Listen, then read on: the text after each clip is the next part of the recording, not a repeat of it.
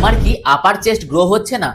সম্ভবত তুমি incline bench প্রেসটা completely ভুলভাবে পারফর্ম করছো, যার কারণে তোমার আপার চেস্ট ঠিক মতন গ্রো হচ্ছে না। দেখো, আমরা জানি ইনক্লাইন বেঞ্চ প্রেস মানে হচ্ছে আপার চেস্টের একটা এক্সারসাইজ, কিন্তু প্রবলেম হলো বেশিরভাগ মানুষই মনে করে যে ইনক্লাইন বেঞ্চ প্রেসের অ্যাঙ্গেল যতটা হাই হবে ততটা ভালো হবে আমাদের আপার চেস্টের জন্য, কিন্তু সেটা সম্পূর্ণ ভুল। যদি ইনক্লাইন বেঞ্চ প্রেসের অ্যাঙ্গেল অনেকটা বেশি হাই থাকে তাহলে আমাদের আপার চেস্ট অ্যাক্টিভ হয় না, আপার চেস্টের টেনশন সরে গিয়ে আমাদের অ্যান্টেরিয়র ডেল্টয়েডে চলে আসে এবং যার কারণে আমাদের অ্যান্টেরিয়র ডেল্টয়েড বেশি অ্যাক্টিভ হয় হাই ইনক্লাইন বেঞ্চ প্রেস। দেখো, সায়েন্স বলছে আমাদের আপার চেস্ট হলো clavicular head of pectoralis major, আর এই ক্ল্যাভিকুলার হেড তখনই বেশি অ্যাক্টিভ হয় যখন আমাদের আর্মস স্লাইডলি আপওয়ার্ড প্রেস করে এবং আমাদের শোল্ডার স্লাইড ফ্লেকশন পারফর্ম করে। বায়োমেকানিক্স অনুযায়ী যখনই ইনক্লাইন বেঞ্চের অ্যাঙ্গেল 45 ডিগ্রি থেকে 60 ডিগ্রিতে থাকে তখনই চেস্ট প্যাটার্ন মুভমেন্ট চেঞ্জ হয়ে শোল্ডার প্রেস প্যাটার্নে চলে আসে। মানে হচ্ছে আমাদের আপার চেস্ট মানে ক্ল্যাভিকুলার হেডের টেনশনটা কমে যায় আর আমাদের ফ্রন্টাল মানে অ্যান্টেরিয়র ডেল্টয়েডের টেনশনটা বেশি বেড়ে যায়। 2020 একটা ইএমজি স্টাডি রিসার্চে দেখিয়েছে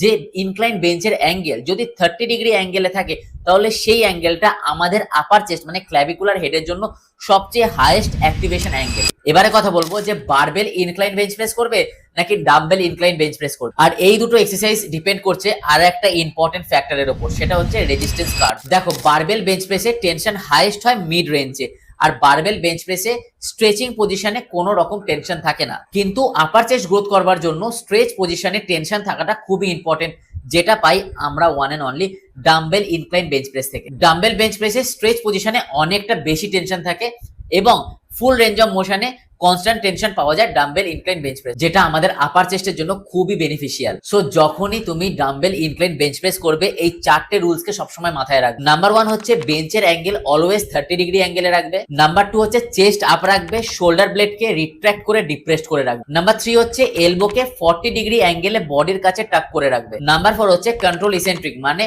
একদম 3 সেকেন্ড ধরে ধরে ওটাকে নিচে নিয়ে আসবে যতক্ষণ না তোমার আপার চেস্ট ভালোভাবে স্ট্রেচ হচ্ছে। এই চারটে রুলস ফলো করলেই দেখবে তোমার আপার চেস্টটা খুব সুন্দরভাবে ডেভেলপ হবে।